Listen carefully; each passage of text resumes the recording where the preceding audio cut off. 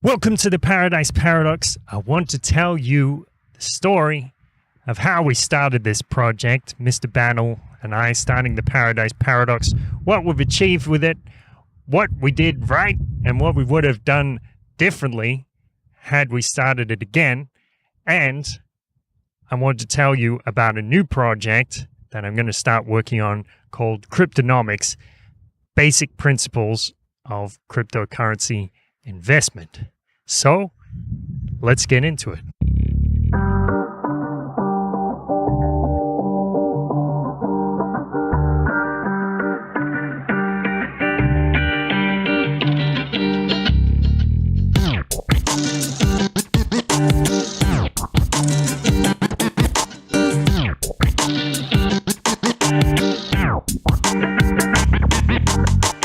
I don't know if I've ever told the story of how we started the Paradise Paradox, but it went something like this.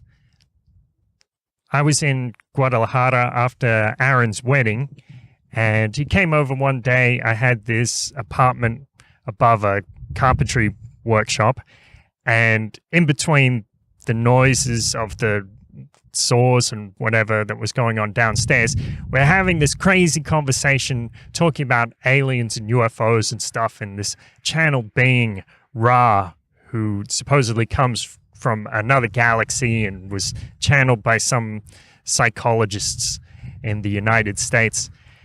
Interesting.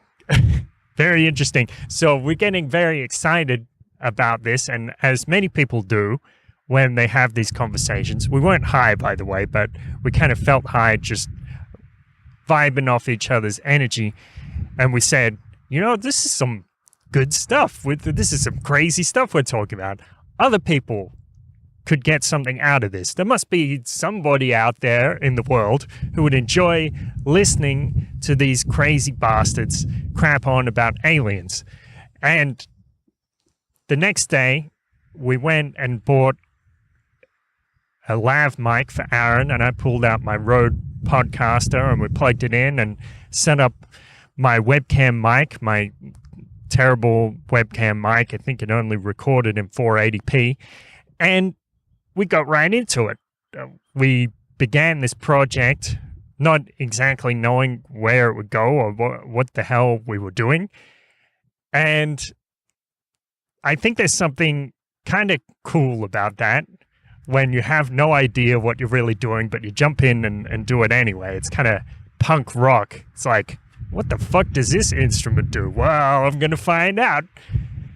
And Aaron later said to me, it was great how I kind of pushed him a little bit and said, come on, well, let's do this. Let's start this project. He said if I'd never done that, he probably wouldn't have got started with it, and we wouldn't have started this kind of fantastic journey of self-development and learning to be a more effective speaker and improving our investigative skills and all these things, and even our comedy, if you could call it that. Later, it took us some interesting places. So, for example, 2015, we asked Juan Galt if he was going to the Latin American Bitcoin conference, and he said, yeah. He said he got press passes. And we're like, what? Press passes? Or he told us earlier that he got press passes to the campus party, which is a technology event in Guadalajara. Guadalajara is like the Silicon Valley of Mexico, so they say. And we said, oh, you know, I wonder if we could do that. And Aaron, using his networking skills, fired off a few emails. I think the fellow's name was Rodolfo Entrañez, this Argentine fellow who runs the Latin American Bitcoin conference. And he replied in a couple of days saying, yeah, sure, we'll put you on the list. You get the press passes, no problem. And that was pretty cool because we walked in and had to maneuver a little bit and convince them we really were press or whatever it was. They didn't have our name on the sign-up desk.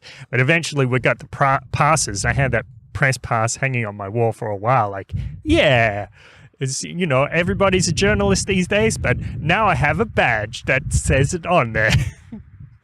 So that was an interesting step in our journey. And we went, I was like pushing Aaron, and Aaron was networking around the conference, talking to people like crazy, going off, bouncing off the walls like he does.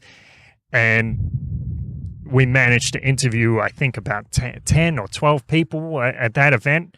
We interviewed Jeff Berwick and Andreas Antonopoulos, and who else? Amanda B. Johnson, I interviewed for the first time at that event. And I remember standing there with Jeff, and I just had this camera set up, and just a microphone. And I only had like 4 hours sleep. I think we just took the bus in the night before from Guadalajara all the way to Mexico City.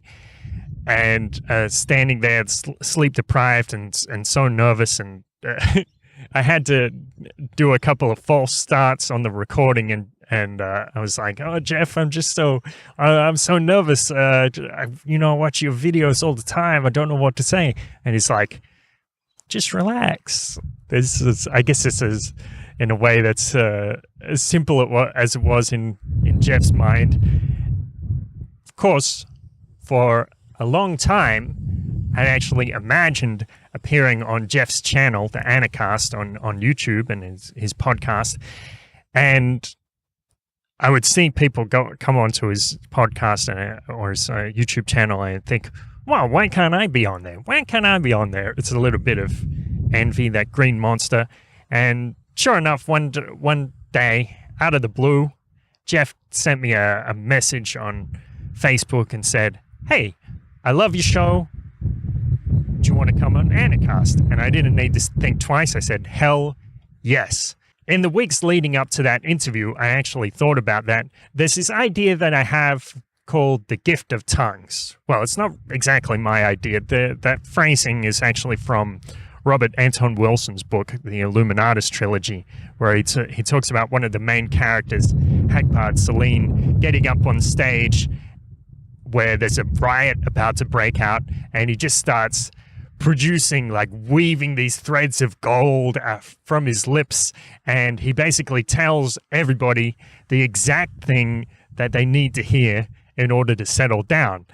The gift of tongues, one conception that I have of it is like this. Say you have this great truth, and the truth goes really deep, like so deep, it's hard to uncover it all in one glance. But what you can do is get at parts of it. And if you can phrase things in the right way, then you can actually speak to multiple people at once.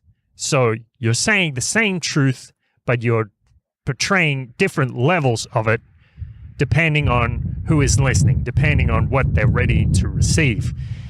And that's what I tried to do. If you go back and look at that interview on Anacast, I thought, what are some things that I can say that are true for everybody, but that are especially true for Jeff? And you can see in that interview, I blew his mind at least a little bit. So we had these great things happen as a result of starting this podcast, and it's pretty amazing in a way, because the YouTube channel still only has 1,000 subscribers, Facebook page 4,000 followers, Steam it, we have a few thousand followers on there, but somehow managed to maneuver a little bit and get some connections in interesting places.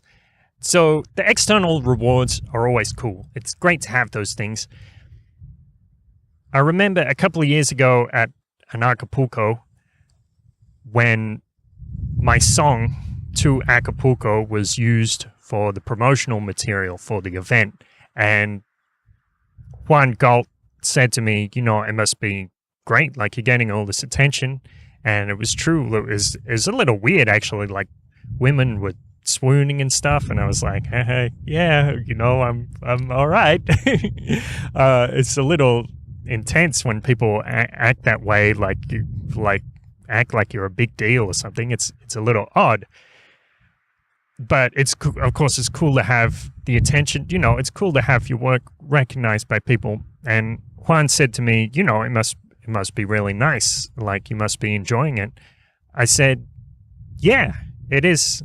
It is nice. But the true reward is in the work. The process, the creation, making something. That's where the reward really comes from. And I think when I say this, people probably think that I'm being false modest or something like this. I remember when I first heard an idea like this, it was like Sting got up at some music award ceremony and he gave a little speech and said, listen, you can perform for a crowd of thousands. You can perform for a crowd of one, an audience of one. He said, it doesn't matter what size the audience is. It doesn't matter who likes it. If you play music, it will fill your heart and delight your soul. And I thought, wow, that's easy for you to say, Sting. Like, you've got all these millions of dollars and things. But as time went on, I found out he was right. He was so right. That's what really counts. When you look back at your work, or you've had a day, you've made something, and maybe you look back on it weeks or months later, and I'll be surprised at the things I said, like, that was really well phrased and precise and incisive and enlightening. And I think, I made this. And it doesn't matter what happens after that. It doesn't matter if the tape gets destroyed or the universe collapses in on itself. There's nothing that can erase that fact. I made this. And that's something special. That deserves a moment of pause. I made this. It is so. I made this. Amen and aho. It's true. The real reward is in the work. The real reward is in the process. The final point, well, not quite the final point, but the new project I'm talking about, it's called Cryptonomics. I've already registered the domain name, cryptonomics.space. When we started the Paradise Paradox, or when we would go through our business goals, Aaron and I would write down and would say to ourselves, and we'd write it on the top of the page, on the document, we say, we're building a media empire.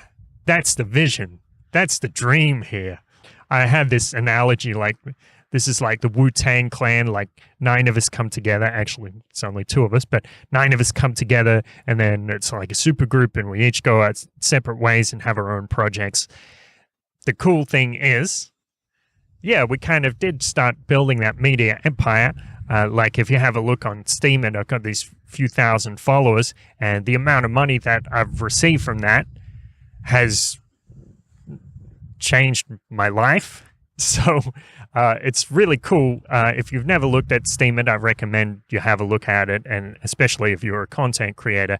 So one thing we did right when we started the Paradise Paradox, paradoxically, it's something I probably wouldn't do again. The thing that we did right was jump right into it basically without any preparation. And that was really important, because you got to get your pen on the paper when you want to start to write. That's how it goes. I like to use the metaphor of entering the temple. So when you first go to a temple, you don't actually know the rules that precisely. And that might make you cautious about entering. At that point, the most important thing you can do is to enter the temple. Take that leap. You have to take that first step, and you're going to make a lot of mistakes. The next time you enter the temple, be prepared to enter the temple. So have your mindset on. Take off your hat, take off your shoes, dress appropriately, And that's what I intend to do. I intend to prepare carefully going into this next project. One thing that we did wrong from the beginning with the Paradise Paradox, first off, the name. What the fuck does that even mean? I mean, it's kind of evocative. People kind of know, like, people have this vision of an oasis, and where things look nice from the outside, but they're ruined on the inside, or things look terrible from the outside, but they're great on the inside, and you never actually find that paradise. So I think some people get some kind of idea of what we were trying to express, but it doesn't actually tell you anything about what the channel is going to be like. And I thought, for some reason, I knew that was the standard advice in the podcasting sphere, but for some reason I thought we could jump past that and make something that sounded really cool. Better to have something that sounds descriptive, and if you can make it descriptive and cool, well, that works a lot better, obviously. So, clearly defined niche. So, cryptonomics, you hear that, you know what it's about instantly. It's about, well, if you're in the target audience, then you know what it's about. It's about economics, and it's about cryptocurrency. What else? I don't need to spell it out for you. So, these are some tips for you. If you plan on starting a podcast or a YouTube channel, these are some things you can do to get it going well right from the beginning. You go into Fiverr or onto Upwork, you can get a logo designed for about $50 or less than $100. We went on there eventually, like a year after starting this project, and got a Venezuelan lady to make us a logo, and it looks really nice. Of course, you want to get a nice website. That's one thing we did pretty well from the start. There's a lot of cool WordPress templates that you need, that you can get your hands on, but it's difficult sometimes because people don't necessarily have great taste in what makes a website look cool. So you might want to get a second opinion. Another really cool tip.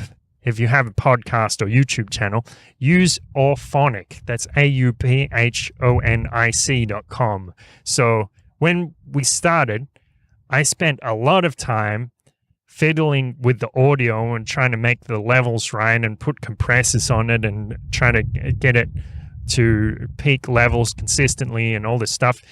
Turns out you don't need to do that anymore. We're living in the 21st century. Go on Auphonic. You just upload your recording and, with your music in it or whatever it is, and it'll automatically adjust the levels. Pretty cool. Who needs an audio engineer anymore? These things pretty amazing. And also upload your thing automatically to YouTube and to your website and to SoundCloud or whatever services you want, more or less. So another thing, okay, make a cool intro. The intro that we have on the Paradise Paradox probably looks a bit dated. I made it in Vegas myself. It looks kind of cool, like a broken TV or something, but why not get a professional to do this? My friend Seamus said to me the other day, the most capitalist thing you can do is use the division of labor. So use the division of labor to your advantage. Get other people who are good at what they do to do what they do while you do what you want to do. Simple. Memes. Memes are so important. I asked my friend Luis Fernando Mises, how did you get 50,000 likes on Emancipated Human on Facebook? And he said 2 things. Number 1, memes. So if you remember, maybe you've seen one of Luis's speeches going back a few years. He talks about how his page was never going to take off because it was too intellectual. That's what somebody said to him, and he said, that's good. And they're like, no, it's not good. You need to find a way to get people where they're at. So memes are a great way of doing that. You have this 1 line of text, and it's very accessible, very shareable, and people will share them. So if you're starting a Facebook page or something else on social media, definitely do that. Put up a bunch of memes. So what I'm going to do is make about 50 memes about crypto in advance, and probably take memes of other pages so I can share them, schedule them. So I have 50 days of memes rolling on like the hills into the horizon. And that way I'll be well set up. I wouldn't need to worry so much about the social media stuff. You know, someone with a lot of discipline will probably do really well at this stuff. I don't necessarily have a lot of discipline. So the idea is look for hacks, set yourself up well and prepare yourself so you don't have to be perfect.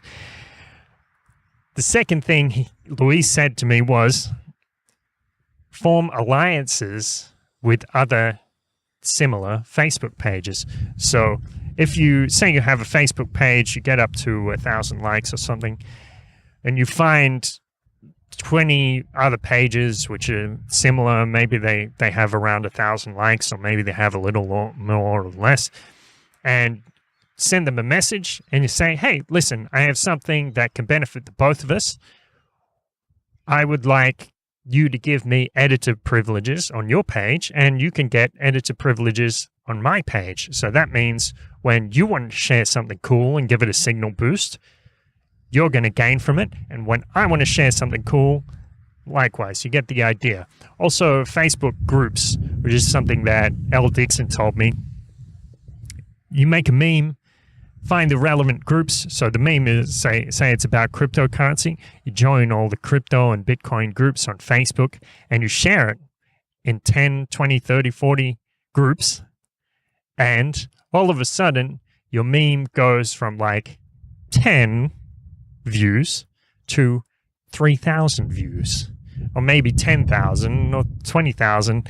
And then other pages start stealing your shit, and there's nothing you can do about it because Facebook is the Wild West. But that's fine. That's all part of the game. It's actually an honor when another page decides to steal your meme. That means you really know that you've done a good job, and that's what counts.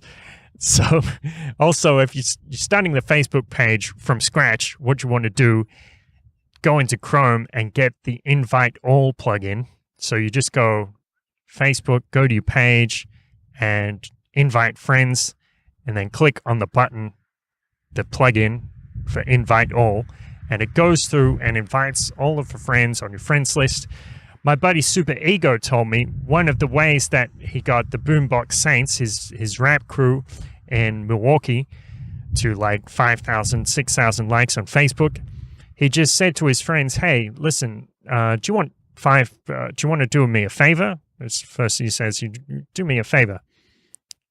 Jump on my Facebook page. I'll give you editor privileges, and you invite all your friends. And they're like, I don't know, man, seems kind of spammy. And you say, all right, I'll give you $5 or $10 or a free beat or whatever it is. And a lot of them will do it for you. So this is a pretty cool way to get some new fans, and it a lot cheaper than paying Facebook to promote your posts, like thousands of times cheaper. That stuff is so inefficient. So it's a good way to get people on board. And you know, they're friends of friends, so they probably have similar interests, more or less anyway. So what I want to do as well, make 10 videos in advance. So I have the content 10 weeks ahead. So I don't need to scramble to try to get the content together the day before it's due. Having those videos there in advance makes it easy for me. That way I can work on coming up with more videos, always have the buffer, and then I start maybe interviewing people about crypto. This is another note that I've written. Okay, make things look cool. Okay, that's pretty important. I don't know where I was going with that, but that's that definitely is important. You know, when I first started this, I would like wear dirty old t-shirts and stuff. It took somebody on one of my Dash videos commenting and saying, "Look at you, you slob. Look what's behind you. You have a nail in the wall. I bet you hang your wet clothes on that nail." I was like, that's oddly specific. My question is, what do you guys think?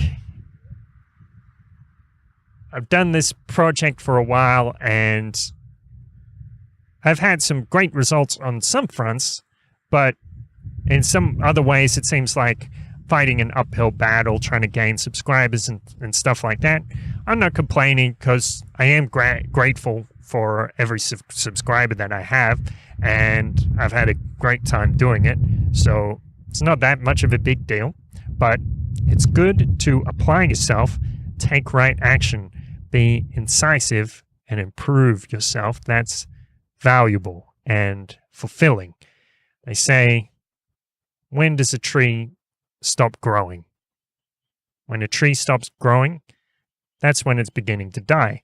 So as people, we always want to continue growing. We're like trees. And that's why I'm wearing this t-shirt. So what do you think? Tell me, let me know. Do you think there are some cool things that I could do with this new project or with the Paradise Paradox?